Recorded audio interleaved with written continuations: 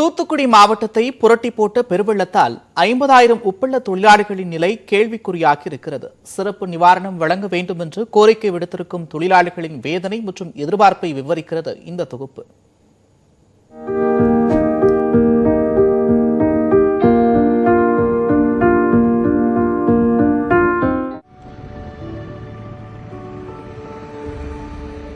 நாம் பார்க்கும் இந்த ராஜபாண்டி நகர் பகுதி நூற்றுக்கணக்கான தொழிலாளர்களுக்கு வாழ்வளித்து உப்பளம் என்றால் நம்ப முடிகிறதா?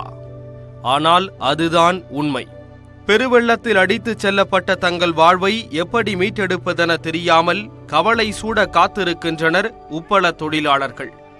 அவர்களுக்கு இருக்கும் ஒரே நம்பிக்கை அரசு மட்டும்தான். சாப்பாட்டுக்கு என்ன செய்ய வேணும்னு நாங்க தத்தளிச்சு நிக்கோம். எங்களுக்கு கவர்மெண்ட் தான் ஏதாவது உதவி பண்ணணும்.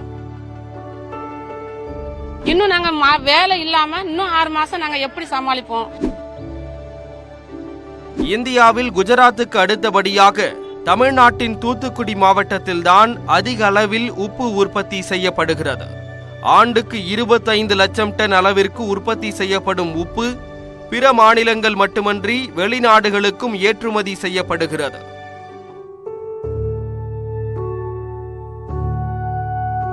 தூத்துக்குடியில் உள்ள 22,000 உப்பளங்கள் நேரடியாகவும் மறைமுகமாகவும் சுமார் 50,000த்திற்கும் மேற்பட்டோருக்கு வாழ்வாதாரமாக விளங்குகின்றன.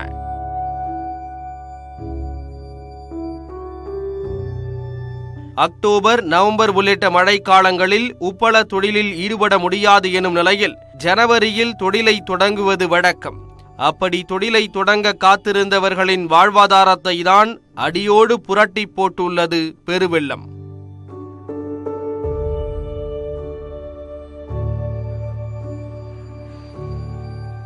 உப்பள பாத்திகளில் மராமத்து பணிகளை செய்த பிறகே உப்பு உற்பத்தியை தொடங்க முடியும் என்பதால் அடுத்த 6 மாதத்திற்கு தங்களால் எதுவும் செய்ய முடியாதென கூறும் தொழிலாளர்கள் வீட்டை எப்படி சீரமைப்பது, பிள்ளைகளின் கல்வி செலவை எப்படி சமாளிப்பது என தெரியாமல் விழிபிதுங்கி உள்ளனர்.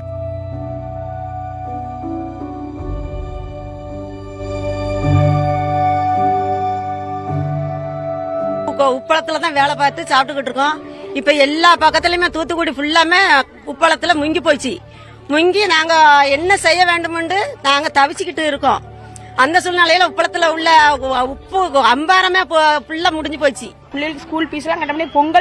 பொங்கல் பண்டிகைல எங்களுக்கு கிடையாது. இந்த வருஷம் எங்களுக்கு எதுவுமே கிடையாது.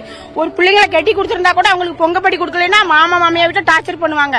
அவங்களுக்கு பொங்கப்படி கூட எங்களாலே கொடுக்க முடியாது. நாங்களே பிழைக்க முடியாது. அவங்களுக்கு எப்படி பொங்கப்படி கொடுக்க முடியும்?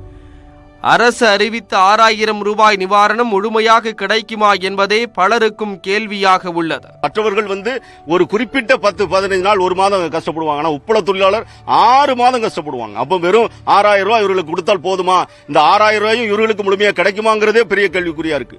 மீன்கள் இனப்பெருக்க காலத்தில் மீனவர்களுக்கு உதவித்தொகை வழங்குவதைப் போல உப்பள தொழிலாளர்களின் குடும்ப சூழலை கருதி சிறப்பு நிவாரணம் வழங்கினால் பேருதவியாக இருக்கும் என வலியுறுத்துகின்றனர் தொழிலாளர்கள். நாங்க வீடை செம்ம பண்ணுவோமா, எங்களுடைய பிள்ளைகள் படிப்பை பார்ப்போமா, நாங்க சாப்பிடுவோமா, ரேஷன்ல கூட வாங்க காசு இல்லாத சூழ்நிலையில நாங்க இருப்போம். இத அரசாங்கமும் சரி, ஸ்டாலின் ஐயாவும் சரி, எல்லாருமே எங்களுக்கு எங்களுடைய கஷ்டத்தை புரிஞ்சு எங்களுக்கு தகுந்த நிவாரணத்தை தரும்படி 6,000 கொடுக்கறதா சொல்லியிருக்காங்க. எங்களுக்கெல்லாம் 6,000 எங்களுக்கு பத்தவே பத்தாது.